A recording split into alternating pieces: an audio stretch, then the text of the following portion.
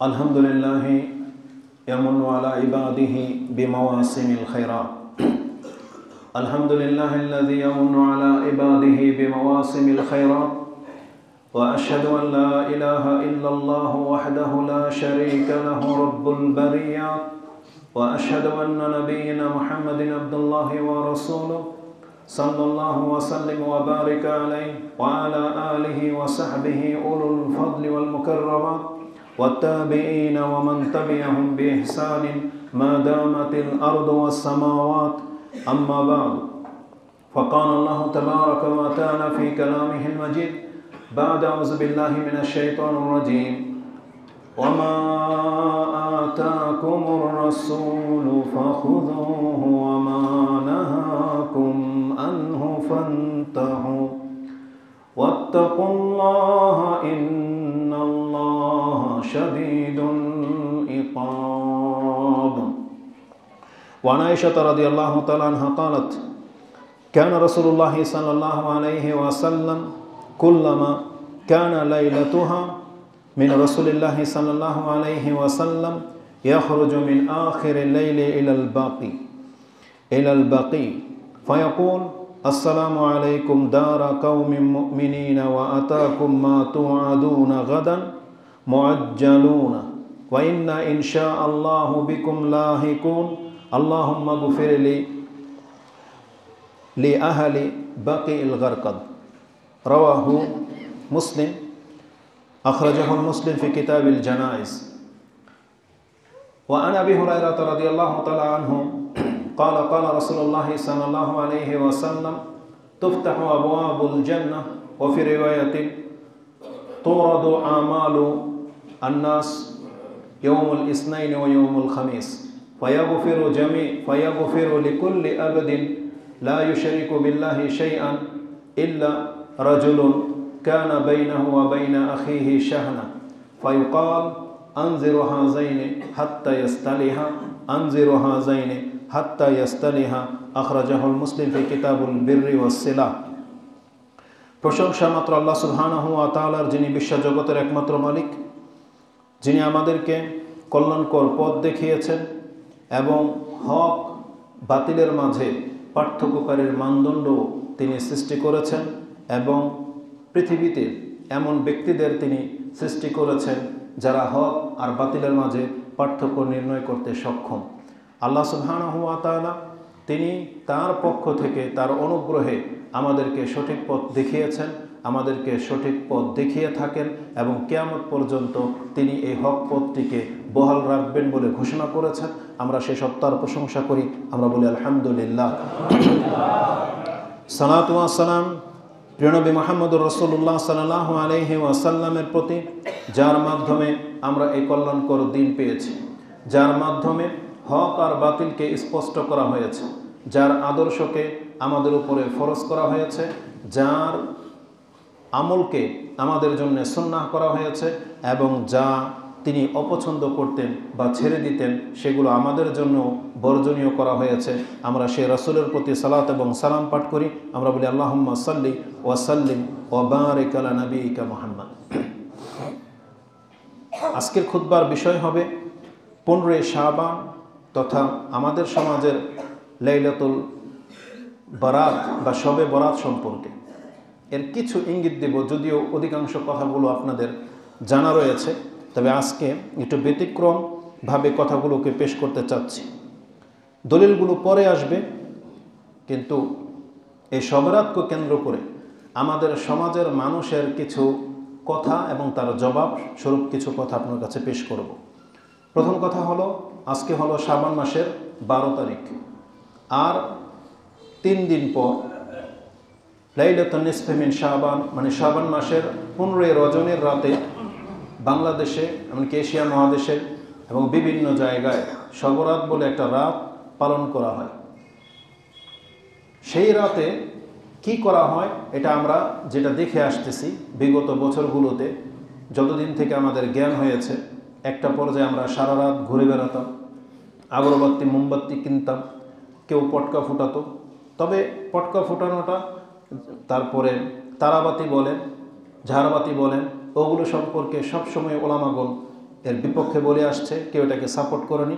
ওটা আমাদের সমাজের ফাতরা পোলাপান যাদেরকে বলি তারা এটা করে, দুষ্ট পোলাপানদের কাজ এটা তারা করে। কিন্তু তারা যেটাকে জায়েজ মনে করে সেই রাতকে কেন্দ্র করে তারা সেই রাতগুলোতে মসজিদ এবং কবরস্থানে লাইটিং করে, অনেকে রাস্তাঘাট পর্যন্ত লাইটিং করে। তারপরে সেই রাতে অধিকাংশ ঘরগুলোতে রুটি তারপরে হালুয়া প্রস্তুত করা হয় এবং তারা সেই রাতগুলোতে জেগে বিভিন্ন মসজিদে মাজারে ভ্রমণ করাটাকে নেকির কাজ মনে করে এবং বিভিন্ন মাজারে গিয়ে বা মসজিদে গিয়ে তারা 2 রাকাত নামাজ পড়াটাকে এটাকে তারা জায়েজ এবং উত্তম কাজ মনে করে থাকে, যেটা আমরা বিগত দিনগুলোতে দেখে আসছি। উপরন্তু রাতে মসজিদে বয়ানও হয়, তারপরে রাত্রে যে যেভাবে পারে নামাজ পড়তে থাকে, জিকির আজকারও চলে বেশ কিছু জায়গায়। তারপরে রাতের একটা পর্যায়ে তারা মিলাদও পড়ে, তারপরে সিন্নি বিতরণও করে। এগুলোকে তারা হালাল কাজ বা ভালো কাজ মনে করে এবং তার পরের দিন তারা সিয়াম রাখে। এই যে কাজগুলো আমরা দেখে আসতেছি, আলহামদুলিল্লাহ এই কাজগুলো এখন বর্তমানে সমাজ থেকে উঠে গেছে, আলহামদুলিল্লাহ উঠে গেছে। কারণ এই কাজগুলো যে সঠিক না তার বাস্তব প্রমাণ হলো এই উঠে যাওয়া, বিলুপ্ত হয়ে যাওয়া। কারণ হক কাজ কখনো বিলুপ্ত হয়ে যায় না, ভালো কাজ ইসলামের শরীয়ত সম্মত কাজ কখনো বিলুপ্ত হয়ে যায় না। যেটা কখনো কখনো আসবে এবং কখনো কখনো গায়েব হয়ে যাবে, ওটা ইসলামের শরীয়ত সম্মত কোনো বিধান হতে পারে না। কারণ ইসলামের প্রত্যেকটা বিধান স্থায়ী, যেটা কিয়ামত পর্যন্ত থাকবে। আর এমন একটা সময় আসবে যখন ইসলামই বিলুপ্ত হয়ে যাবে, তখন আল্লাহ সুবহানাহু ওয়া তাআলা পৃথিবীকে আর রাখবে না। কেউ যেন এই কথাটাকে ওটার সাথে জোড়া না দেয়। কারণ আমরা যখন বলেছি যে বাতিল কাজ স্থায়ী হয় না, সেগুলো বিলুপ্ত হয়ে যায়, তখন জবাবে হয়তো তারা এটাই বলবে যে পৃথিবীর একটা সময় আসবে ইসলামই থাকবে না, গায়েব হয়ে যাবে। তার মানে ইসলাম বাতিল না? ইসলাম বাতিল না। তার মানে ওটা হলো মানুষ ধর্ম থেকে মুখ ফিরিয়ে নেবে, মানুষ ধর্ম থেকে মুখ ফিরিয়ে নেবে, ধর্মকর্ম মানুষ ভুলে যাবে, আল্লাহর নাম নেওয়ার মতো কেউ থাকবে না। এটাই শবরাতের মতো বিলুপ্ত হয়ে যাওয়া না। শবরাত বিলুপ্ত হয়ে গেছে কিন্তু মুসলিমরা কিন্তু বিলুপ্ত হয়নি, তাই না? আর ইসলাম যখন বিলুপ্ত হয়ে যাবে তখন কিন্তু মুসলমানরা বাকি থাকবে না। মুসলিমরা না থাকার কারণে ইসলাম বিলুপ্ত হয়ে যাবে, কিন্তু বর্তমানে মুসলিমরা বেঁচে আছে কিন্তু শবরাত কিন্তু নাই। তার মানে এটা বোঝাতে চেয়েছি যে যেটা কখনো কখনো আঞ্চলিক ভিত্তিতে বাতিলের ভিত্তিতে আসে, একটা না একটা পর্যায়ে আল্লাহ সুবহানাহু ওয়া তাআলা সেটাকে নিশ্চিহ্ন করে দেন, এটাই বোঝাতে চেয়েছি। তো শবরাতকে কেন্দ্র করে এই যে কবরস্থানে জিয়ারত করতে যাওয়া, লাইটিং করা, এই সম্পর্কে হানাফি মাযহাবের একটা কিতাব থেকে 2-1টি কথা আমি আপনাকে শোনাই। কবর জিয়ারত করা একটা বড় মোটা কিতাব পেলাম, চিত্রসহ ধারাবাহিক নামাজ শিক্ষা। এটা প্রায় ঘরে আছে দেখবেন, চিত্রসহ ধারাবাহিক নামাজ শিক্ষা, এতটা বড়। সম্ভবত এটা আশরাফ আলী থানভী রাহিমাহুল্লাহ ওনার নামে হয়তো ছাপা হয়েছে। এটা সবাই তার কিতাব হিসেবে জানে, আশরাফ আলী থানভীর এত মোটা একটা বই, নামাজের চিত্রসহ বই। তার 269 পৃষ্ঠায় তিনি কথাগুলোকে এইভাবে লিখেছেন: এই রাতে কবর জিয়ারতকে জরুরি মনে করা, দূরের কবরস্থানে বা মাজারে যাওয়া থেকে বেঁচে থাকা উচিত। তার মানে নিজে এখন বলতেছেন দূরের মাজারে যাওয়া, দূরের কবরস্থানে যাওয়া বা মসজিদে যাওয়া, তা থেকে বেঁচে থাকতে হবে। সাথে একজন বুজুর্গের নাম নিয়ে তিনি দলিল স্বরূপ এভাবে বলেছেন, সেই বুজুর্গের নাম হচ্ছে মুফতি মোহাম্মদ শফি রাহিমাহুল্লাহ। মুফতি মোহাম্মদ শফি তার বরাত দিয়ে তিনি উল্লেখ করে বলেন, তিনি বলেছেন জীবনে কোনো এক শবে বরাতে একবার কবর জিয়ারত করলেই হয়। কেননা রাসূল সাল্লাল্লাহু আলাইহি ওয়াসাল্লাম জীবনে একবার কোনো এক শবে বরাতের কবর জিয়ারত করেছিলেন। অতএব প্রতি শবে বরাতে কবরস্থানে যাওয়াকে জরুরি মনে করলে তা সীমা বহির্ভূত কাজ হবে। তাহলে হানাফি সমাজের বিজ্ঞ আলেম যারা, তারা কিতাব লিখেছেন, তার একটা কিতাব হচ্ছে বললাম চিত্রসহ নামাজের ধারাবাহিকতা। তাতে তিনি কবর জিয়ারত প্রমাণ করে আয়েশা রাদিয়াল্লাহু তাআলা আনহার সেই হাদিস এনেছেন, যেটি একটু পরে বলবো। সেই হাদিস দিয়ে দলিল দিয়েছেন। আবার পরে তাদের আরেকজন বড় ইমাম মুফতি মোহাম্মদ শফি রাহিমাহুল্লাহ তার বরাত দিয়ে বলেছেন যে জীবনে কোনো এক শবরাতে কবর জিয়ারত করলে সুন্নত আদায় হয়ে যাবে, যেহেতু রাসূল সাল্লাল্লাহু আলাইহি ওয়াসাল্লাম জীবনে একটা শবরাতের রাতেই তিনি কবর জিয়ারত করেছিলেন। তার মানে এটাকে যদি কেউ প্রত্যেক বছরের জরুরি কিছু মনে করে, তাহলে এটা হবে সীমা বহির্ভূত কাজ। তার মানে আমাদের সমাজের হানাফি আলেমরা যারা প্রত্যেক বছর কবর জিয়ারতের সিস্টেম করে, লাইটিং করে, এটা তারা কি করেছে? তাহলে সীমা বহির্ভূত কাজ করেছে।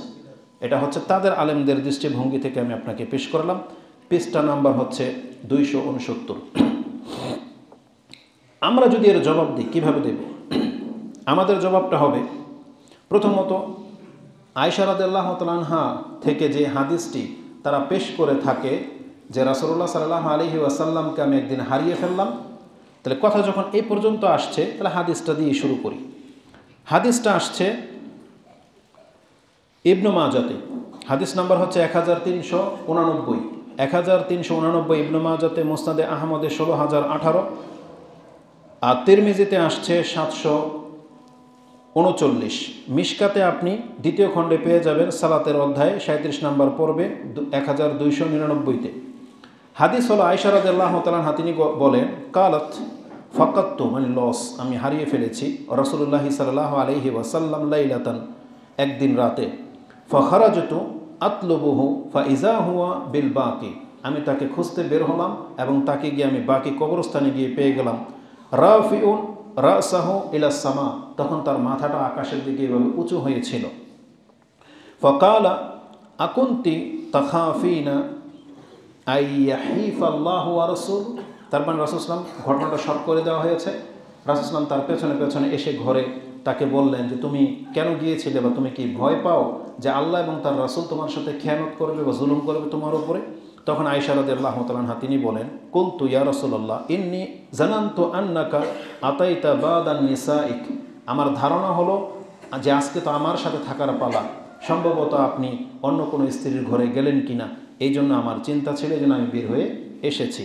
ফাকালা, তখন রাসূল সাল্লাল্লাহু আলাইহি ওয়াসাল্লাম বললেন, ইন্নাল্লাহা আযজা ওয়া জাল্লা ইয়ানজিলু লাইলাতান নিসফি মিন শাবান ইলা সামাঈদ দুনিয়া, বরং নিসফে শাবানের রাতে 15 তারিখ রাতে আল্লাহ সুবহানাহু ওয়া তাআলা পৃথিবীতে অবতরণ করেন, ইলা সামাঈদ দুনিয়া, দুনিয়ার আকাশে, ফায়াগফিরু লিআকসারা মিন আদাদি শারি গানামি কালবিন, এবং আল্লাহ সুবহানাহু ওয়া তাআলা কালব গোত্রের যেই শার আছে, গানাম আছে, কালব গোত্রের যে বকরি, একটা বকরির যত পশম থাকে তার চাইতে অধিক বেশি মানুষকে আল্লাহ এই রাতে ক্ষমা করে থাকেন। এই জন্য আমি এই রাতে এসে বাকি কবরস্থানে আল্লাহর কাছে দোয়া করতেছি। তো এই যে হাদিস, যে আয়েশা রাদিয়াল্লাহু তাআলা আনহা তিনি বলতেছেন যে এক রাতে আমি রাসূলকে হারিয়ে ফেললাম, তিনি তখন বাকি কবরস্থানে ছিলেন আর তিনি আকাশের দিকে মাথা তুলে দোয়া করতেছিলেন, এবং রাসূল সাল্লাল্লাহু আলাইহি ওয়াসাল্লাম পরে আমাকে সন্দেহ দূর করার জন্য বললেন যে লাইলাতুন নিসফি মিন শাবানের রাতে আল্লাহ প্রথম আকাশে নেমে আসেন এবং অসংখ্য মানুষকে ক্ষমা করে দেন। এই হাদিস বললাম কোথায় আছে? ইবনে মাজাহ, তিরমিজি, মুসনাদে আহমদ এবং মিশকাতে আপনি পেয়ে যাবেন। এই হাদিস সম্পর্কে আমাদের কিছু বলতে হবে না। ইমাম তিরমিজি যিনি হাদিস এনেছেন তিনি কি মন্তব্য করেন আপনি শোনেন। ওই হাদিসের মধ্যে তিনি উল্লেখ করে দিয়েছেন এবং বলেছেন, আমি ইমাম বুখারী রাহিমাহুল্লাহ, মানে ওনার উস্তাদ কিন্তু ইমাম বুখারী, মুহাম্মদ বিন ইসমাইল ইমাম বুখারী রাহিমাহুল্লাহকে আমি এই হাদিস সম্পর্কে জিজ্ঞাসা করেছি, আর তিনি বলেছেন হাযা হাদিসুন দাঈফুন, এটা হচ্ছে দাঈফ। সামিয়তু মুহাম্মাদান ইউদাঈফু হাযাল হাদিস, ইমাম তিরমিজি বলেন আমি ইমাম মুহাম্মদ বিন ইসমাইল বিন ইব্রাহিম মানে বুখারী রাহিমাহুল্লাহকে এই হাদিসকে দুর্বল বলতে শুনেছি। কেন দুর্বল বলেছেন সেই কারণটাও ইমাম বুখারী রাহিমাহুল্লাহ তাকে শিক্ষা দিয়েছেন। ওকাল, তিনি বলেছেন ইয়াহইয়া ইবনু আবি কাসির, এই যে ইয়াহইয়া ইবনু আবি কাসির যে বর্ণনাকারী, লাম ইয়াসমা মিন উরওয়া, উরওয়া হচ্ছেন একজন তাবি, এটা হচ্ছে সম্ভবত জাবের রাদিয়াল্লাহু তাআলার ছেলে, মানে আসমা রাদিয়াল্লাহু তাআলার ছেলে, আয়েশা রাদিয়াল্লাহু তাআলার বোনের ছেলে উরওয়া। তো উরওয়া থেকে ইয়াহইয়া ইবনু কাসির এই কথা শুনে নাই, মানে তাহলে ইয়াহইয়া ইবনু কাসিরের সাথে সম্ভবত উরওয়া রাহিমাহুল্লাহর সাক্ষাৎ হয় নাই বা এই কথা শুনে নাই, এটা ইমাম বুখারী বলতেছেন, এটা তার তাহকিক। ওয়াল হাজ্জাজ বিন আরতা, আর ইয়াহইয়া ইবনু কাসিরের আগে আরেকজন তাবাতাবি বা তাবাতাবির পরে যিনি, তার নাম হচ্ছে হাজ্জাজ বিন আরতা, তিনিও লাম ইয়াসমা মিন ইয়াহইয়া ইবনু কাসির। ইয়াহইয়া ইবনে কাসির যেমন তাবির কাছ থেকে হাদিস শোনেন নাই, তখন আল হাজ্জাজ তিনিও ইয়াহইয়া ইবনে কাসির থেকে হাদিস শুনে নাই। তার মানে এই হাদিসের দুই জায়গায় গ্যাপ, দুই জায়গায় বিচ্ছিন্নতা আছে, গ্যাপ। তার মানে ট্রেন লাইন, দুই জায়গায় লাইন কাটা, লাইনই নেই। তাহলে আপনি বলতেছেন ট্রেন পাস হয়েছে, এটা কি মেনে নেওয়ার মতো কথা? মেনে নেওয়ার মতো কথা না। ট্রেন লাইন যদি সামান্য একটু বিচ্ছেদ থাকে তাতে ট্রেন ঢালে পড়ে যাবে, আর এখানে দুইটা লাইনই নেই, এখানে একটা লাইন নেই আর ওখানে একটা লাইন নেই, আর আপনি বলতেছেন ট্রেন পাস হয়ে গেছে, তখন এটা কি হবে? গ্রহণযোগ্য কথা না। তো ইমাম বুখারী রাহিমাহুল্লাহ তিনি বলতেছেন এই হাদিস সহিহ না, এটা হলো এই হাদিসের হুকুম।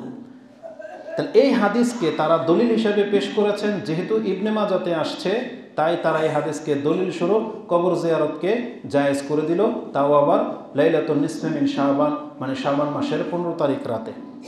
এটা তাদের দলিল আর এটা তাদের আমল। এখানে কয়েকটা জবাব দেওয়া যেতে পারে। প্রথম জবাব হচ্ছে হাদিস দুর্বল, আর দুর্বল হাদিসের উপর আমরা আমল করি না বা আমল সাব্যস্ত হয় না। যদি এই দুর্বল হাদিসের উপর আপনি আমল করেন তাহলে দেখতে পাবেন এটা যে আমাদের জন্য শরীয়তসম্মত কাজ না, তার বাস্তব প্রমাণ রাসূলকে যখন জানানো হয়েছে যে লাইলাতুন নিসফে মিন শাবানের রাতে আল্লাহ পৃথিবীর আকাশে নেমে আসেন এবং মানুষকে ক্ষমা করে দেন, এই কথাটা রাসূলুল্লাহ সাল্লাল্লাহু আলাইহি ওয়াসাল্লাম কি কাউকে জানিয়েছিলেন? বলেন, কাউকে জানিয়েছিলেন? তিনি ঘর থেকে একা একা বেরোন নাই। আয়েশা রাদিয়াল্লাহু তাআলা আনহাকেও তিনি জাগাননি যে তুমি জাগো, আজকে ক্ষমা চাইতে হবে, কবর জিয়ারত করতে হবে, জাগিয়েছেন? আবু বকর সিদ্দিককে খবর দিয়েছিলেন? কেউ জানে না। আয়েশা রাদিয়াল্লাহু তাআলা আনহা তিনি খুঁজে দেখেন রাসূল বিছানায় নাই, তিনি একা বেরিয়েছেন, আর একা গিয়ে তিনি কবর জিয়ারত করেছেন, কাউকে জানান নাই। তাহলে এখন আমরা যদি বলি আলেমরা হলো নবীদের ওয়ারিস, তাহলে শবে বরাতের দিন জেগে কবর জিয়ারত করার দায়িত্ব হচ্ছে মসজিদের ইমামদের আর শুধুমাত্র বড় বড় আলেমদের, অন্য কারো না। বুঝেন কথা? কারণ যেহেতু তারা নবীদের ওয়ারিস, নবী যে কাজ করেছে তো তারা সে কাজ করবে। তাহলে এটা বড় বড় আলেম মুফতি যারা আছে এই কবর জিয়ারত শুধু চুপে চুপে তাদেরকে গিয়ে করা উচিত। তাহলে তারা পুরো জাতিকে ঢাল টুক্কর পিটিয়ে কেন নিয়ে যায়? কবর জিয়ারত কেন করায়? লাইটিং কেন করে? বক্তব্য কেন তুলে ধরে? যেটা করতে হবে, যেহেতু রাসূল সাল্লাল্লাহু আলাইহি ওয়াসাল্লাম একা গিয়েছিলেন সেখানে, আয়েশা রাদিয়াল্লাহু তাআলা আনহাকে জানানোর প্রয়োজন বোধ করেননি। এটা একটা জবাব।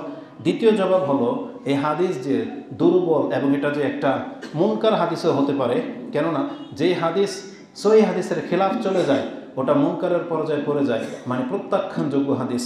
আর মুনকারের হাদিসের আওতায় পড়বে কিসের ভিত্তিতে? এই আয়েশা রাদিয়াল্লাহু তাআলা আনহা থেকে আরেকটা হাদিস আমি আপনাকে বলে দিই, যেটা ইমাম মুসলিম কোট করেছেন।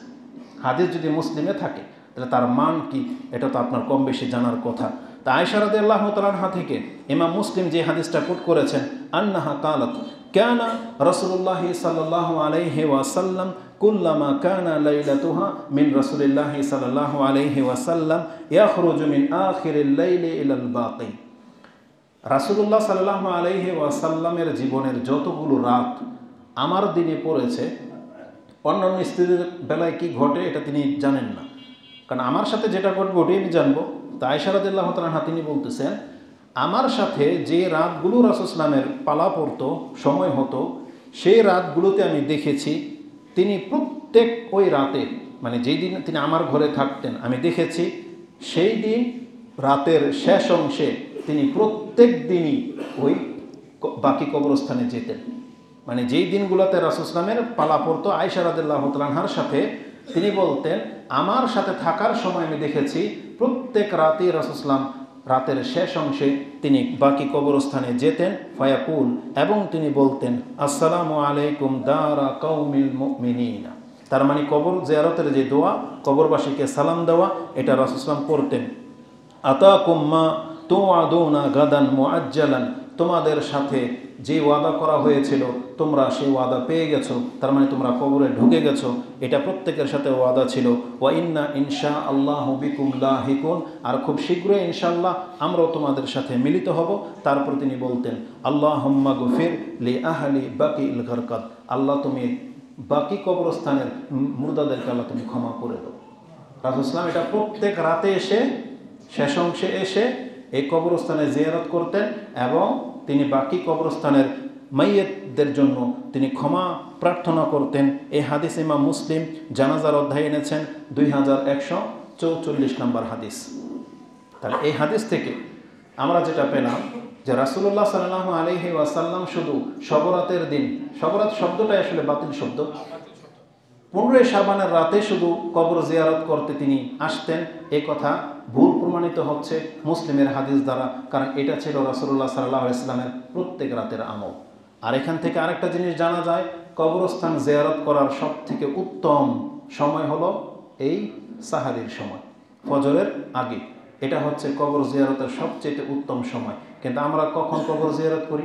প্রথম কথা হচ্ছে তো আমরা কবর জিয়ারতকে ছেড়েই দিয়েছি, তাই না? আজকে অধিকাংশ আহলে হাদিস বলতে পারবেন না যে আপনি আপনার বাপ মার কবরে কবে গিয়েছিলেন, বলতেই পারবেন না। আপনি দুনিয়া নিয়ে এত বেশি ব্যস্ত, আপনার মার কবরে বাবার কবরে কবে আপনি গিয়েছিলেন ওই তারিখ আপনি বলতে পারবেন না। অথচ এটা ছিল রাসূল সাল্লাল্লাহু আলাইহি ওয়াসাল্লামের একটা সুন্নাহ, যেটা আজকে আমরা হারিয়ে দিয়েছি। অথচ জীবদ্দশায় থাকলে, অসুস্থ থাকলে আপনি কত ফল টুল এনে মানুষকে দেখাইতেন যে আমি আমার বাপ মার কত খেদমত করি, কিন্তু বেচারা মরে গেছে, আপনি তাকে ভুলে গেছেন। অথচ উচিত ছিল অন্তত প্রতিদিন একবার হলেও তাদের কবর জিয়ারতে যাওয়া। তো আল্লাহ আমাদেরকে ক্ষমা করুন, আমিন। তো কবর জিয়ারতের সময় হলো প্রত্যেক রাতের শেষ অংশে কবরস্থানে যাওয়া। আল্লাহ আমার এবং আপনাদের পিতামাতাকে ক্ষমা করুন, আমিন। তো এই হাদিসের ভিত্তিতে আমরা বলতে পারি যে শুধুমাত্র 15 শাবানের রাতে কবর জিয়ারত করা এটা সুন্নাহ সম্মত নয়, বরং কবর জিয়ারত করার সঠিক সময় হলো সাহারের পূর্বে, ফজরের পূর্বে, আর তাও প্রতিদিন।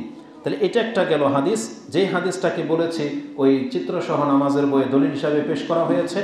আবার দেখেন, একটা আলেম যখন কথা বলে তার কথার মধ্যে দ্বিধা থাকা কখনোই সমীচীন নয়। যে হাদিসটাকে আমি বলিষ্ঠ মনে করি আর সেই হাদিস দিয়ে আপনাদেরকে কোনো একটা মাসলা মাসাইল বলবো, এটা হচ্ছে চূড়ান্ত। কিন্তু আমি যদি দ্বিধায় থাকি, আবার আমি নিজেই যদি বলি, তাহলে এই হাদিস থেকে প্রমাণ হয় যে কোনো বছরের কোনো একটা সবরাতে আপনার কবর জিয়ারত করলেই হয়, প্রত্যেক বছরে যাওয়া এটা হচ্ছে বাড়াবাড়ি, সীমালঙ্ঘন। এটা কেমন ফতোয়া হইল? কারণ রাসূলুল্লাহ সাল্লাল্লাহু আলাইহি ওয়াসাল্লামের জীবনের কোনো একটা আমল যদি কোনো একদিন প্রমাণ হয়ে যায়, এটা আপনি যে কোনো সময় করতে পারবেন, এটাই হচ্ছে সালাফদের নীতি। কিন্তু একদিন মাত্র আপনি শর্ত সাপেক্ষে করে দিলেন, এটা হচ্ছে খামখেয়ালি ফতোয়া, যেটা আমরা মনে করি।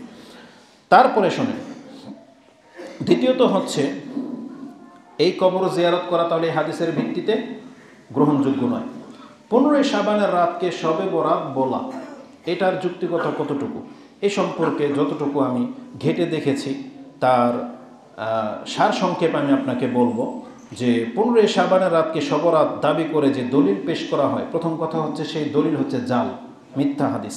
সেটা একটু পরে বলবো, কারণ আজকে দুইটা হাদিস নিয়ে কথা বলবো। একটা হাদিস অলরেডি বলে ফেলেছি, যেই দলিলের ভিত্তিতে তারা কবর জিয়ারতকে এই রাতের ইবাদত বলে মনে করে, এই হাদিস হচ্ছে দুর্বল, যেটা ইমাম বুখারী বলেছেন দুর্বল।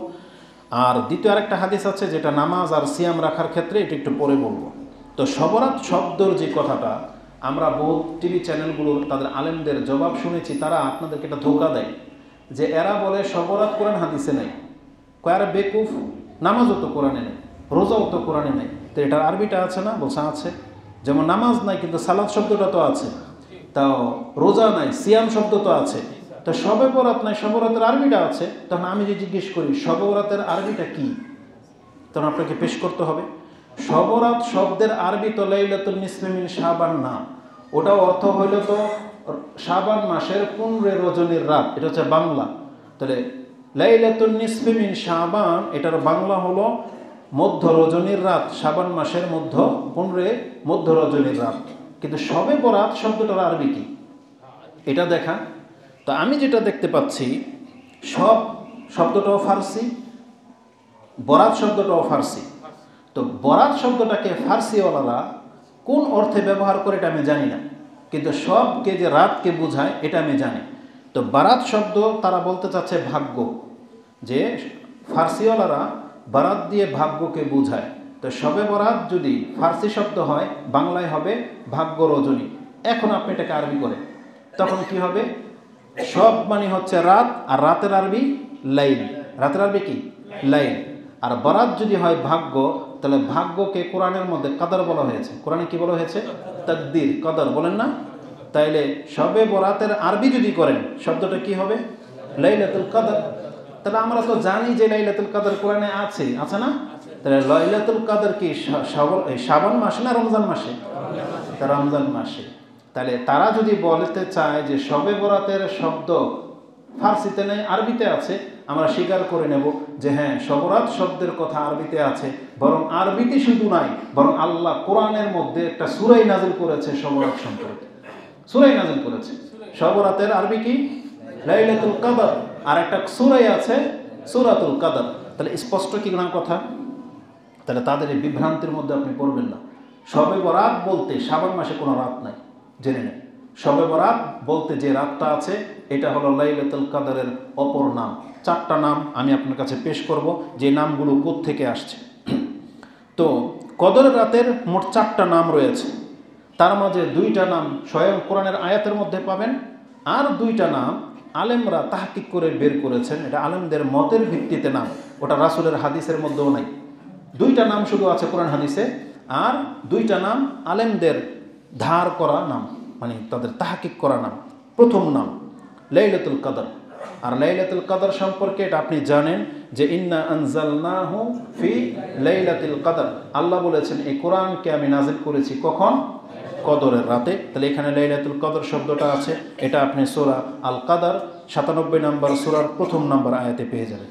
দ্বিতীয় নাম এটাও আল্লাহ বলেছেন, যেটা আপনি সূরা দোখানের মধ্যে পেয়ে যাবেন 44 নম্বর সূরার 3 নম্বর আয়াতে। আল্লাহ ওই একই শব্দ ব্যবহার করেছেন, ইন্না আনজালনাহু, এখানে বলেছেন ইন্না আনজালনাহু ফি লাইলাতুল কদর, আর এখানে হচ্ছে লাইলাতুল মুবারাকা। আল্লাহ বলেছেন ইন্না আনজালনাহু ফি লাইলাতি মুবারাকাতিন, আমি এই কোরআনকে নাজিল করেছি এক বরকতময় রাতে। তার মানে যেই রাতে কোরআনটা নাজিল হয়েছে এটাই কদরের রাত, আর এটাই হলো বরকতের রাত। এটা হচ্ছে 2টা কোরআন থেকে প্রমাণ। 3 নম্বর নাম যেটা পাওয়া যায় তা হলো লাইলাতুল বারাআত, মানে মুক্তির রাত, লাইলাতুল বারাআত।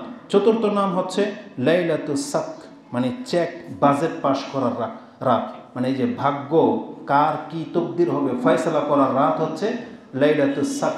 আরবিতে এটাকে সাক বলা হয়, যেটাকে আমরা চেক বলি। চেক মানে হচ্ছে আপনার তকদির আমি এটা লিখে দিলাম, এটা হচ্ছে চেক। এটাকে আরবিতে বলা হয় সাক, সিদ্ধান্ত বা বাজেট পাস করার রাত। এই 2টা নাম কোত্থেকে আসলো? এই নামগুলি বিভিন্ন কিতাবে এসেছে। তার মধ্যে ইমাম কুরতুবী তাফসিরে কুরতুবীর মধ্যে আপনি পেয়ে যাবেন, তিনি বলেন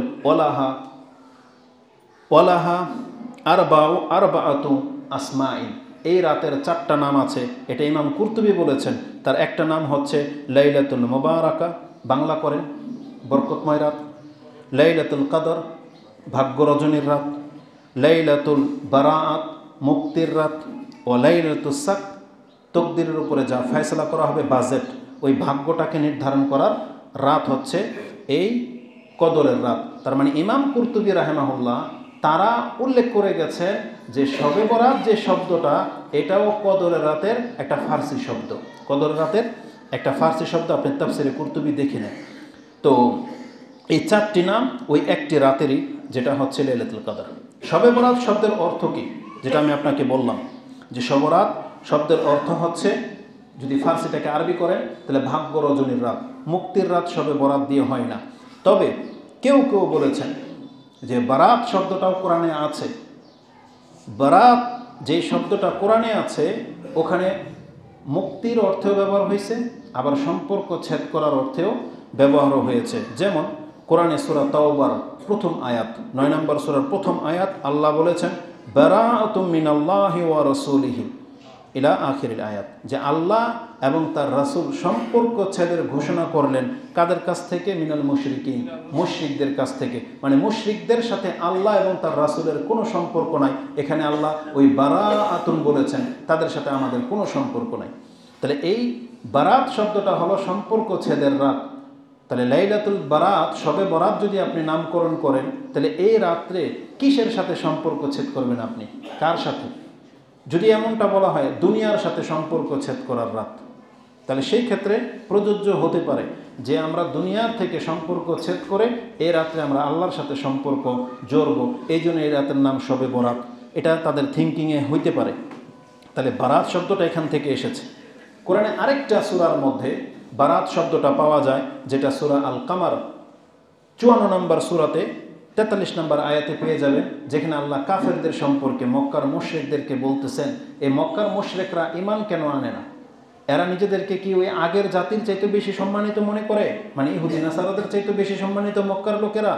নাকি কিতাবের মধ্যে আমি আল্লাহ এটা ফয়সালা করে দিয়েছি যে যারা ইব্রাহিমের ধর্মের দাবিদার হবে তারা মূর্তি পূজা করলেও তাদেরকে আমি ছেড়ে দেব, এটা কি কোনো কিতাবে লেখা আছে? আল্লাহ এইভাবে বলছেন।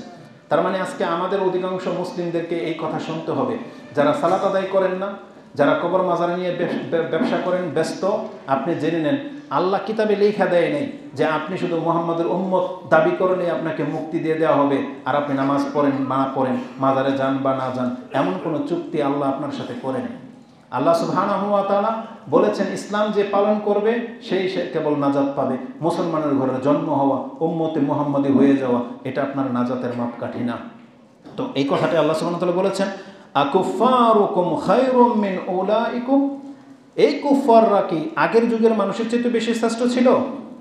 আম লাকুম বারাআতুন ফিজ জুবুর, নাকি কিতাবের মধ্যে তাদেরকে মুক্তি করে দেওয়ার আমি ঘোষণা করে দিয়েছি। তাহলে আল্লাহ এখানে মুক্তি শব্দে বারাত শব্দটা এনেছেন। তাহলে এইখান থেকে যদি তারা শব্দ নিয়ে থাকে যে এই জন্য এই রাতকে লাইলাতুল বারাত বলা হয়, কেন? কারণ হাদিসে আছে ইন্নাল্লাহা লা ইয়াত্তালিউ ফায়াগফিরু লিজামিই খালকিহি ইল্লা লিমুশরিকিন আও মুশাহিনিন। এই হাদিসটা হাসান পর্যায়ে রয়েছে, যদিও এই হাদিসের সনদ দুর্বল, কিন্তু বিভিন্ন সনদে আসার কারণে নাসিরউদ্দিন আলবানী এবং ইমাম ইবনে তাইমিয়া রাহিমাহুল্লাহ তারা বলেছেন এই হাদিস গ্রহণযোগ্য। তার মানে গ্রহণ করা যেতে পারে যে এই রাত্রে আল্লাহ সমস্ত সৃষ্টিকে মাফ করে দেন, কেবল মুশরিক আর হিংসুক বা বিদ্বেষীদেরকে ছাড়া। তাহলে যেহেতু আল্লাহ মুক্ত করে দেন, সেই জন্য আমরা এই রাতকে মুক্তির রাত বলতেই পারি। এটা হচ্ছে তাদের দলিল বা যুক্তি, যে রাতকে আমরা মুক্তির রাত বলতেই পারি। এই হাদিসটারও একটা জবাব আপনাকে আমি দেব। তো প্রথম কথা হচ্ছে যে এই শব্দের ভিত্তিতে লাইলাতুল বারাত নামকরণ করা হয়নি, বরং এখানে ভিন্ন শব্দে এসেছে। শবে বরাত শব্দটা মূলত হচ্ছে ফার্সির বরাত, আর কোরআনে ব্যবহৃত এই বারাত এক শব্দ না। কোরআনের এই বারাত মানে হচ্ছে মুক্তি, আর ফার্সিতে বারাত মানে হচ্ছে ভাগ্য। এই দুইটা পার্থক্য আছে, জেনে নেন। তো আরবি ভাষায় যদি আপনি ট্রান্সলেট করেন তাহলে ঘুরে ফিরে লাইলাতুল কাদরই প্রাধান্য পেয়ে যাচ্ছে। এর আর একটা জবাব শুনেন। জানিয়ে দিই যে এই রাতকে বরকতময় প্রমাণ করার জন্য কোরআনের আয়াতকে তারা যে ভুল ব্যাখ্যা করে তার একটা জবাব আমি আপনাকে দিই। ওই যে বললাম চিত্রসহ ধারাবাহিক নামাজ শিক্ষা, এই ইমাম কি করেছে দেখেন, কি খেয়ানত করেছে। সে সূরা দুখানের সে আয়াত এনে বলতেছেন হামিম অল কিতাবিল মুবিন ইন্না আনজালনাহু ফি লাইলাতিন মুবারাকা। এই আয়াত এনে তিনি বলতেছেন এ মাসের অনেক বরকত ও ফজিলত রয়েছে। তিনি লিখতেছেন এই মাসের অনেক বরকত ও ফজিলত রয়েছে। এটা পেয়ে যাবেন আপনি 301 নম্বর পৃষ্ঠায় শাবান মাসের ফজিলতের অধ্যায়ে। 301 নম্বর পৃষ্ঠা শাবান মাসের ফজিলত, যে এই রাতের অনেক বরকত ও ফজিলত রয়েছে। এ কথা বলে তিনি দলিল দিচ্ছেন কোরআনের এই আয়াত ইন্না আনজালনাহু ফি লাইলাতি মুবারাকা ইন্না কুন্না মুনজিরিন। এই আয়াত তিনি এখানে দলিল হিসেবে এনেছেন। এরপর তিনি নিজেই অর্থ করতেছেন নিশ্চয়ই আমি একে বলে ব্রেকেটে আবার লিখছেন কোরআনকে, আমি লিখিনি, উনি নিজেই লিখছেন। নিশ্চয়ই আমি মানে এই কোরআনকে নাজিল করেছি এক বরকতময় রাতে, বুঝেন, এক বরকতময় রাতে নাজিল করেছি, এবং নিশ্চয়ই আমি হলাম সতর্ককারী। এটা তার ট্রান্সলেট, তিনি নিজে যে আয়াতটা যে বুঝেছেন স্পষ্ট, তার প্রমাণ হলো এটা। এই আয়াত দিয়ে প্রমাণ পেশ করা হয়েছে যে এই রাতে বরকত নাজিল করা হয়। আস্তাগফিরুল্লাহ ওয়া আতুবু ইলাইহি। বলেন তো দেখি আমি কেমন হইলাম? আমি আপনাকে এখন একটা আয়াত পেশ করলাম, আমি বললাম এই কোরআনটা নাজিল হয়েছে বরকতময় রাতে। এখন এই কথা আমি ট্রান্সলেট করলাম, তার মানে এখানে যে কোরআনকে বোঝানো হয়েছে এটা আমি জানলাম, তাই না? আমি জানলাম এটা কোরআনে নাজিল হওয়ার রাত। সেই আমি কি করে এই আয়াতকে আবার শাবান মাসে দলিল দিতে পারি? অথচ আমার তো এই জ্ঞানও থাকার কথা যে কোরআন তো শাবান মাসে নাজিল হয়নি, কোরআন তো নাজিল হয়েছে কোন মাসে? রমজান মাসে। তা যারা এত বড় বড় আলেম, এত মোটা বই লিখেছে, নিশ্চয়ই তার কাছে তো এই জ্ঞান অবশ্যই আছে যে কোরআন নাজিল হয়েছে রমজান মাসে, নাই? তাহলে এখানে স্পষ্ট, সে নিজেও ব্যাখ্যা করেছে, এখানে উদ্দেশ্য কিন্তু কোরআন। সে তার নিজের মতটাকে টিকানোর জন্য, মাযহাবকে বাঁচানোর জন্য কোরআন শব্দ তর্জমা করার পরেও তিনি আবার ওই শুধু লাইলাতুল মুবারাকা শব্দটাকে শবরাতের মধ্যে লাগিয়ে দিয়েছেন। অথচ স্পষ্ট এখানে যে কোরআন নাজিল হওয়ার কথা চলতেছে। এই আয়াতগুলো হচ্ছে কোরআন নাজিল হওয়ার ঘটনার প্রেক্ষিতে, অথচ এটা শবরাতের আয়াত কিভাবে হয়? এটা তো হচ্ছে শবে কদরের আয়াত। তো এই হচ্ছে তাদের অবস্থা, যে তারা এইভাবে মানুষকে ভুল বুঝিয়ে থাকে।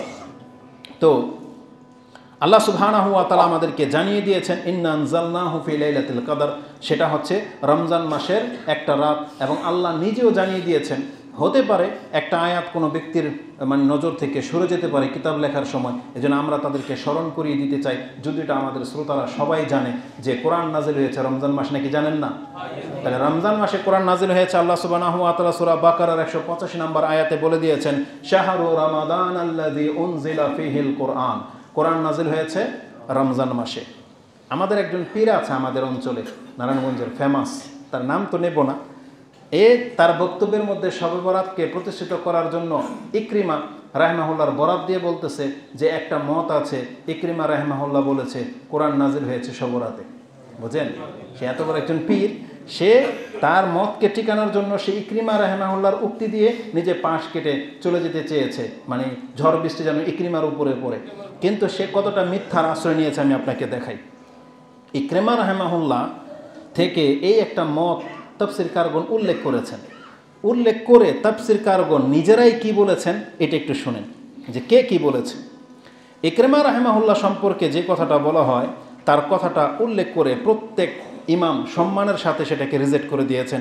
এবং তারা যেভাবে বলেছেন দেখেন, যে একটা মত আছে যে ইকরিমা রাহিমাহুল্লাহ থেকে যে কোরআন নাজিল হয়েছে শাবান মাসে, 15 শাবানের রাতে, এটা বলে দিয়ে ইমাম কুরতুবী নিজেই বলতেছেন যে এই কথাটা সত্যের খেলাফ, এটাকে সত্য বলে গ্রহণ করা যাবে না, বরং তা সত্য থেকে অনেক দূরে, সত্য থেকে অনেক দূরে। কেননা মহান আল্লাহ কোরআনে তো আমাদেরকে জানিয়েছেন শাহরু রমাদান আল্লাযী উনজিলা ফীহিল কোরআন, কারণ আল্লাহ নিজেই জানিয়েছে রমজান মাসে কোরআন নাজিল হয়েছে, এটা আমাদের সবার জানা। তাহলে সেই ক্ষেত্রে আমাদের কোনো একজন ইমাম ভুল করতেই পারে। তাহলে ইকরিমা যদি বলেও থাকে যে এটা শাবান মাসে নাজিল হয়েছে, তাহলে সম্মানের সাথে আমরা বলবো এটা তার মিস্টেক হয়েছে। আর প্রথম কথা আমরা বলবো এটা ইকরিমা রাহিমাহুল্লাহর নামে মিথ্যাও প্রচার হইতে পারে, মিথ্যাও প্রচার হইতে পারে, ব্যতিক্রম কিছু না। তবে যদি তার থেকে প্রমাণিত হয়ে থাকে তাহলে আমরা বলবো যে এটা একটা ভুল ব্যাখ্যা করা হয়েছে। তো কেউ কেউ মতভেদ করেছেন বা ব্যাখ্যা করেছেন এই নাজিল হওয়া দ্বারা দুইটা উদ্দেশ্য হতে পারে। একটা উদ্দেশ্য হলো আল্লাহ সুবহানাহু ওয়া তাআলা লৌহে মাহফুজ থেকে নাজিল করেছেন বাইতুল ইজ্জাতে, প্রথম আকাশে, সেই নাজিল হওয়ার কথাটা তিনি হয়তো বলেছেন, এটা হইতে পারে, এই ব্যাখ্যা তারা করেছেন। এই ইখতিলাফ যদি নেওয়া যায় এটা গ্রহণযোগ্য কথা। সেটা কোন রাতে, সেটা কি রমজান মাসে হয়েছিল কিনা নাকি সেটা শাবান মাসে হয়েছিল, এটা নিয়ে আপনি ইখতিলাফ করতেই পারেন, এটা বড় কোনো ইস্যু না। কিন্তু ওখানেও ইখতিলাফের কোনো সুযোগ রাখা হয়নি, কারণ আব্দুল্লাহ ইবনে আব্বাস রাদিয়াল্লাহু তাআলা আনহুমা তার থেকে এটা স্পষ্ট যে ওই যে লৌহে মাহফুজ থেকে যে প্রথম কোরআনটা পুরো কপি বাইতুল ইজ্জাতে যে রাখা হয়েছিল ওটাই ছিল লাইলাতুল কদর, ওটাই ছিল রমজান মাসে। পরবর্তীতে দুনিয়াতে আল্লাহ যখন খুশি তখন 23 বছরে এই কোরআনটাকে নাজিল করেছেন। তো কালা কাতাদা ওয়া ইবনু যায়েদ আনজালাল্লাহুল কুরআনা কুল্লাহ ফি লাইলাতিল কদরি মিন উম্মিল কিতাব ইলা বাইতুল ইজ্জা। তার মানে এই যে কথাটা এটাই হলো সঠিক, যে আল্লাহ সুবহানাহু ওয়া তাআলা উম্মুল কিতাব থেকে কোরআনটাকে বাইতুল ইজ্জাতে নাজিল করেছিলেন, সেটাই ছিল কদরের রাতের নাজিল করা। ইমাম কুরতুবী রাহিমাহুল্লাহ বলেন ওয়া লাইলাতুল মুবারাকা লাইলাতুল কদর। এখন স্পষ্ট কথা শুনেন, লাইলাতুল কদরই হলো লাইলাতুল মুবারাকা। ওয়াকুল লাইলাতুন নিসফি মিন শাবান, কিন্তু কেউ কেউ বলেছে সেটা হলো লাইলাতুন নিসফি মিন শাবান, শবরাতের 15 তারিখের রাত। এটা বলে দিয়ে ইমাম কুরতুবী রাহিমাহুল্লাহ বলেন তবে কেউ কেউ বলেছে এটা শাবান মাসের মধ্য রজনী। এটা বলার পর তিনি বলেন বরং এই রাতের 4টা নাম আছে, যেই 4টা নাম একটু আগে বলেছি। এটা বলার পর তিনি ওয়াকালা ইকরিমা লাইলাতুল মুবারাকা হুয়া হা হুন্না লাইলাতুন নিসফি মিন শাবান। এটা বলার পরে তিনি বললেন ওয়াল আউয়ালু আসাহহু, এই শব্দটা মনে রাখেন, ওয়াল আউয়ালু আসাহহু। যারা বলে ইকরিমা রাহিমাহুল্লাহ বলেছেন শবে বরাত রাতে কোরআন নাজিল হয়েছে, সে তারপরের শব্দটাকে চুরি করেছে। কোনো না কোনো ইমাম ইকরিমা রাহিমাহুল্লাহর উক্তিটা এনেছেন। যেমন আমি আজকে আপনার কাছে ইমাম ইকরিমা রাহিমাহুল্লাহর উক্তিটা পেশ করলাম যে ইমাম ইকরিমা রাহিমাহুল্লাহ বলেছেন কোরআন নাজিল হয়েছে শবে বরাতের রাতে, আমি কথাটা পেলাম কোথায়? কুরতুবী। কিন্তু ইমাম কুরতুবী যেই কথাটা বলেছেন ওটাও তো আমার উপরে দায়িত্ব, যেটা আমি আপনাকে শুনিয়ে দিই। যেটা ইমাম কুরতুবী নিজে কথাটা এনেছেন এবং এনে তিনি বলতেছেন ওয়াল আউয়ালু আসাহহু, প্রথম কথাটাই বেশি সঠিক। তার মানে প্রথম কথা কি? কোরআন নাজিল হয়েছে কোন মাসে? রমজান মাসে। তাহলে যারা বলেছে কোরআন নাজিল হয়েছে রমজান মাসে তাদের কথাটাই বেশি সঠিক। এই জন্য ইকরিমার কথাটাকে কিন্তু তিনি ছেড়ে দিলেন, যে কথাটা সঠিক না। কেন? তার কাছে দলিল আছে যে শাহরু রমাদান আল্লাযী উনজিলা ফীহিল কোরআন। এটা হচ্ছে জবাব। ইমাম ইবনে কাসির রাহিমাহুল্লাহ কি করেছেন দেখেন। ইমাম ইবনে কাসির রাহিমাহুল্লাহ বলেন ইয়াকুলু তাআলা মুখবিরান আনিল কোরআনিল আজিম, কোরআন সম্পর্কে আল্লাহ আমাদেরকে যে সংবাদ দিয়েছেন, ইন্নাহু আনজালাহু ফি লাইলাতিল মুবারাকা, আল্লাহ সেটা এক বরকতময় রাতে নাজিল করেছেন, ওয়া হিয়া লাইলাতুল কদর, আর এটাই হলো লাইলাতুল কদর। এটা হচ্ছে ইমাম ইবনে কাসির রাহিমাহুল্লাহ। কামা কালা তাআলা, যেমন আল্লাহ বলেছেন ইন্না আনজালনাহু ফি লাইলাতিল কদর, তেমনি আল্লাহ বলেছেন ইন্না আনজালনাহু ফি লাইলাতিল মুবারাকা ওয়া হিয়া কামা কাল আল্লাহু শাহরু রমাদান আল্লাযী উনজিলা ফীহিল কোরআন। এটা পুরো ব্যাখ্যাটা ইমাম ইবনে কাসির আপনাকে বুঝিয়ে দিলেন। এটা বলার পরে তিনি বলতেছেন ওমান কালা, আর যে বলে ইন্নাহা লাইলাতুন নিসফি মিন শাবান, যে এটা হলো শবে বরাতের রাত, তখন তিনি বলেন ফাকাদে আবা আদাল নাজা, সেই ব্যক্তি হক থেকে অনেক দূরে। যেই ব্যক্তি বলবে যে কোরআন নাজিল হয়েছে শবে বরাতের রাতে, 15 শাবানের রাতে, সে হক থেকে অনেক দূরে। কত ভদ্র ভাষায় এটাকে ছুঁড়ে ফেলে দিলেন কথাটাকে, তাই না? কিন্তু এই পীরের তো এটা উচিত ছিল ইকরিমার কথা বলার পরে যে ইমাম ইবনে কাসির বলছে এটা সঠিক না, এটা বলা উচিত ছিল, কিন্তু এটা বলে নাই। বুঝছেন? এরা হচ্ছে এই জাতের জাতি। ফাইন্না নাসাল কোরআন আন্না ফি রমাদান, কেননা এটা কেন হকের খেলাফ? কারণ যেখানে স্বয়ং কোরআনের মধ্যে আল্লাহ বলে দিয়েছে কোরআন নাজিল হয়েছে রমজান মাসে, অতএব আর কোনো দ্বিধাদ্বন্দ্বের মধ্যে আপনারা ভুগবেন না। তবে আমাদের মেসেজ থাকবে, যখন প্রমাণ হয়ে যাবে আপনাদের এই পীরগুলো, আপনাদের মাযহাবের হুজুরগুলো কোরআনের আয়াত নিয়ে অপব্যাখ্যা করে এবং মিথ্যা প্রমাণিত যখন হয়ে যাবে, আপনার উপর এটা ফরজ দায়িত্ব তাদের প্রত্যেকটাকে ছুঁড়ে ফেলে দেওয়া। এটা আপনাদের প্রত্যেকের ফরজ দায়িত্ব। তাদেরকে আপনার জীবন থেকে ছুঁড়ে ফেলে দিতে হবে। তারপরেও যদি তাদের কাছ থেকে আপনি মাসলা মাসাইল গ্রহণ করেন, তাহলে জেনে নেন এই শবরাতের মতোই বিভিন্ন মাসলার মধ্যে আপনাকে ভুল পথে পরিচালিত করবে। এটা আমাদের সুস্পষ্ট দাবি। কারণ আমরা আপনাদেরকে এই সমস্ত গুমরাহি থেকে আল্লাহর দিকে ফিরে আসতে বলতেছি, কোরআন এবং সুন্নাহর দিকে আপনাদেরকে আহ্বান জানাই। কারণ আমাদের আলেমরা প্রত্যেকটা হাদিসকে তারা তাহাকিক করে তারপর আপনাদের কাছে পেশ করে। যখনই কোনো বাড়াবাড়ি, যখনই কোনো এমন কোনো কিছু আমাদের চোখে পড়ে, তখনই কিন্তু আপনাদেরকে সতর্ক সাবধান করা হয়ে থাকে। তাহলে এটা ছিল আমার কাছে খোলাসা। অনেক লম্বা চূড়া কথা আছে, আমি সেদিকে যাব না। সর্বশেষ ওই আরেকটা হাদিস নিয়ে বলে দিই, যে হাদিস সম্পর্কে তারা হালুয়া রুটি বানানোর আবিষ্কার করেছে, রাত জেগে নামাজ পড়ে এবং দিনে তারা সিয়াম পালন করে, সেই হাদিসটা সম্পর্কে একটু আপনাকে বলে দিই। বহুল প্রচলিত হাদিস এটা, যেটা দুঃখজনক ব্যাপার হলো সত্ত্বেও, আমার বাড়ি কোথায় এটা তো অনেকেই জানেন, লক্ষণখোলা। আমি যখন সৌদি আরব থেকে এসেছি, আর যখন মসজিদের ইমামকে বললাম শবে বরাত পালন করা জায়েজ নাই, ইমাম ইবনে মাজার মধ্যে যে হাদিসটা আছে এটা জাল হাদিস, উনি আমাকে বললেন যে আপনি প্রমাণ দেন। আমি তখন বাংলা তর্জমা করা ইবনে মাজা একটা কিনে নিয়ে আসলাম, তাকে দিলাম। তিনি নিয়ে গিয়ে এটা চাষারার সবচেয়ে বড় ইমাম, আপনাদের কি যেন আল্লামা ওনার নাম, চাষারা মসজিদের ডিআইটি আব্দুল আউয়াল, আর তার নামের সাথে আর কি যেন, উনি আমাদের ওই ঈদগাহের মধ্যে সব বছরের ইমাম, ঈদের নামাজ পড়ান। এই ওনার কাছে এই কিতাবটা নিয়ে যাওয়া হয়েছে এবং দেখিয়েছে যে আমাদের সমাজের একটা ছেলে আসছে এবং বলতেছে শবে বরাত জায়েজ নাই। দলিল স্বরূপ ইবনে মাজার এই হাদিস নিয়ে আসছে, আর ইমাম ইবনে মাজার হাদিসের তাহকিকে তো নিচে জাল লেখা আছে, তো এটার ব্যাপারটা কি? তখন তিনি বলতেছেন একে বলবেন যেন বাড়াবাড়ি না করে, এটা যেমনি আছে এমনি রেখে দিতে বলে। বুঝছেন? এটা নিয়ে যেন বাড়াবাড়ি না করে, বলছে যেমনি আছে এমনি রেখে দিতে বলেন, যা চলতেছে চলো। এটা যদি হয় আপনাদের বড় ইমামদের অবস্থা, তাহলে বাকিদের অবস্থা কি হবে? আর ওই ব্যক্তি এখনো জীবিত আছে, আল্লাহ সাক্ষী। যদি এই ঘটনা ঘটে থাকে, প্রমাণ চান, তাহলে তাকে আমার সামনে নিয়ে আসতে হবে, সেই যে কথা বলেছিল। বুঝলেন? তাহলে এই হচ্ছে আমাদের সমাজের অবস্থা।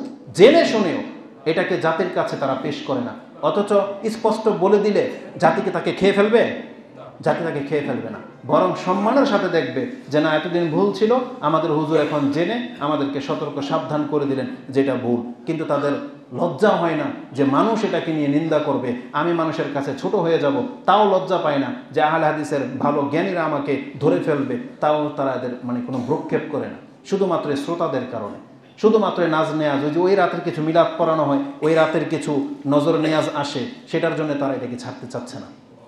এটা হাদিস সহিহ নয়। হাদিস আলী রাদিয়াল্লাহু তাআলা আনহু থেকে বর্ণনা করা হয়েছে, কালা কালা রাসূলুল্লাহ সাল্লাল্লাহু আলাইহি ওয়াসাল্লাম, ইজা কানাতিল লাইলাতুন নিসফি মিন শাবান ফাকুমু লাইলাহা ওয়া সুমু নাহারাহা ফাইন্নাল্লাহা ইয়ানজিলু ফিহা গুরুবিশ শামসি ইলা সামাঈদ দুনিয়া। কেননা আল্লাহ সুবহানাহু ওয়া তাআলা এই রাতের সূর্য ডুবে গেলেই আল্লাহ সুবহানাহু ওয়া তাআলা সন্ধ্যা থেকেই প্রথম আকাশে নেমে আসেন, ফায়াকুলু, এবং বলেন, আলা মিন মুস্তাগফিরিন, আছো কেউ ক্ষমা চাওয়ার, লি আমার কাছে, ফাআগফিরু লাহু, আমি তাকে ক্ষমা করব। আলা মুস্তারজুকিন, আছো কেউ রিজিক তলব করবা, ফাআরজুকু আরজুকাহু। আলা মুবতালান, আছো কেউ বিপদগ্রস্ত, ফাআফিয়াহু, আমি তাকে মুক্ত করে দেব। আলা কাজা আলা কাজা, আছো কি এরকম বিপদগ্রস্ত কেউ, এভাবে আল্লাহ ডাকতে থাকেন। এটা ইমাম ইবনু মাজা তিনি এককভাবে এই হাদিসটাকে এনেছেন, তার কিতাবের মধ্যে এটা আছে, যেটা 1388 নম্বর আয়াতে পেয়ে যাবেন। এর তাহাকিকে নাসিরুদ্দিন আলবানী বলেছেন দাইফুন জিদ্দান, অত্যন্ত দুর্বল, মারাত্মক দুর্বল হাদিস এটা। এবং আরেক বর্ণনা আসছে জাল, মওদু, এই হাদিস হচ্ছে বানোয়াট, জাল হাদিস। কেননা এর অনেকগুলো ত্রুটি আছে, তার মধ্যে একটা হলো ইমাম আব্দুল্লাহ ইবনে মুবারক রাহিমাহুল্লাহকে জিজ্ঞাসা করা হয়েছিল এই হাদিস সম্পর্কে, তিনি বলতেছেন ইয়া দাইফ, এটা তো দুর্বল হাদিস। এটা বলার পরে তিনি বলতেছেন লাইলাতুন নিসফি মিন শাবান ওয়াহদা, শুধু আল্লাহ ওই এক রাত্রি নাজিল কেন হবেন, বরং আমাদের কাছে তো স্পষ্ট সহিহ হাদিস রয়েছে যে আল্লাহ প্রত্যেক রাতের শেষ অংশে পৃথিবীতে নেমে আসেন। এটা ইমাম আব্দুল ইবনে মুবারকের উক্তি, তিনি তখন এই হাদিস তিনি স্মরণ করে দিয়েছেন। আর ওই হাদিসটা আমি আপনাকে শুনিয়ে দিই, এটা ইমাম মুসলিম এবং ইমাম বুখারী রাহিমাহুল্লাহ উল্লেখ করেছেন 1657 মুসলিমে, বুখারীতে হাদিসটি 7494 রয়েছে। আবু হুরায়রা রাদিয়াল্লাহু তাআলা আনহু তার বর্ণনাকারী, কালা ইয়ানজিলু রাব্বুনা তাবারাকা ওয়া তাআলা কুল্লা লাইলাতিন ইলা সামাঈদ দুনিয়া। এতটুকু যথেষ্ট যে আল্লাহ প্রত্যেক রাতেই পৃথিবীর আকাশে নেমে আসেন। তাহলে বুখারী মুসলিমের হাদিসে আছে প্রত্যেক রাতে, আর ওই হাদিসের মধ্যে আছে শুধু শবে বরাতের 15 তারিখের রাতে। এই জন্য বুখারী এবং মুসলিমের হাদিসের উপরে ভিত্তি করে আমরা বলতে পারি হাদিস সঠিক পর্যায়ে পৌঁছেনি। আরেকটা কথা আমি আপনাকে বলে দিই, যেই হাদিসগুলোতে হাসান বলা হয়েছে, ইবনে হিব্বানে আছে, তারপরে ইবনে মাজাতে আছে, যে আল্লাহ সুবহানাহু ওয়া তাআলা শ্রাবণ মাসের মধ্য রজনীর রাতে আল্লাহ সুবহানাহু ওয়া তাআলা পৃথিবীবাসীর দিকে তাকান এবং সবাইকে ক্ষমা করে দেন, শুধু মুশরিক আর যারা শত্রুতা রাখে তাদেরকে ক্ষমা করা হয় না। আমি আপনাদেরকে বলবো, এইটার কারণে যদি সেই রাত্রে আপনাকে জেগে থাকতে হয়, এটার কারণে যদি সেই দিনে আপনাকে সিয়াম রাখতে হয় আর হালুয়ার রুটি বানাতে হয়, আমি আপনাকে মুসলিম থেকে একটা হাদিস শোনাই, দেখবে এবার আপনাদের আমল কেমন গড়ায়। ইমাম মুসলিম রাহিমাহুল্লাহ তিনি তার 46 নম্বর অধ্যায়ের 11 নম্বর পর্বে, যেখানে জুলুম করা হারাম, সম্পর্ক ছিন্ন করা হারাম, সেই অধ্যায়ের মধ্যে একটা হাদিস এনেছেন, যতটা আমার মনে আছে হাদিস 6434 থেকে নিয়ে 40, এই প্রত্যেকটা হাদিস পড়েন এই মর্মে রয়েছে। 6434, 35, 36, 37, 38, 39, 40 এই হাদিসগুলো পড়েন। এতে যে হাদিসটা আছে যে রাসূলুল্লাহ সাল্লাল্লাহু আলাইহি ওয়াসাল্লাম তিনি বলেন তুফতাহু আবওয়াবুল জান্নাহ, আর আকাশের দরজাগুলো খুলে দেওয়া হয়। তুফতাহু আবওয়াবুস সামা, এই বর্ণনায় আছে তুরাদু আমালুন নাস ইয়াউমাল ইসনাইনি ওয়া ইয়াউমাল খামিস, সপ্তাহে 2 দিন আকাশের দরজা খুলে যায়, জান্নাতের দরজা খুলে যায়, পৃথিবীবাসীর আমল আল্লাহর কাছে পেশ করা হয়। ফায়াগফিরু লিকুল্লি আবদিন লা ইউশরিকু বিল্লাহি শাইআন, আল্লাহ তার প্রত্যেকটা মুওয়াহিদ তাওহীদবাদী বান্দাকে ক্ষমা করে দেন যারা আল্লাহর সাথে শিরিক করে না। প্রত্যেক 2 দিন, সোমবার আর বৃহস্পতিবার, প্রত্যেক 2 সপ্তাহে 2 দিন যারা শিরিক করে না, নিঃসন্দেহে বলতে পারি আহলে হাদিসরা শিরিক করে না, নাকি করে? তাহলে যারা আহলে হাদিস, যারা কোরআন সুন্নাহর দাবিদারী, যারা তাওহীদবাদী, যারা শিরিক করেন, এক কথায় আপনি জেনে নেন আপনার মর্যাদা হলো আল্লাহর পক্ষ থেকে সপ্তাহে 2 দিন আপনাকে ক্ষমা করে দেন, 2 দিন। কিন্তু আপনাদের মধ্যেও এক শ্রেণীর মানুষ ক্ষমা পাবে না, ইল্লা রাজুলুন কানা বাইনাহু ওয়া বাইনা আখিহি শাহনা, যে তার ভাইয়ের সাথে শত্রুতা রাখে, সে তার ভাইয়ের সাথে দ্বন্দ্ব বিভিন্ন জায়গা সম্পত্তি নিয়ে, ভাগ বাটোয়ারা নিয়ে, কোনো না কোনো কারণে দ্বন্দ্ব, লেনা দেনা পাওনা দেনা নিয়ে।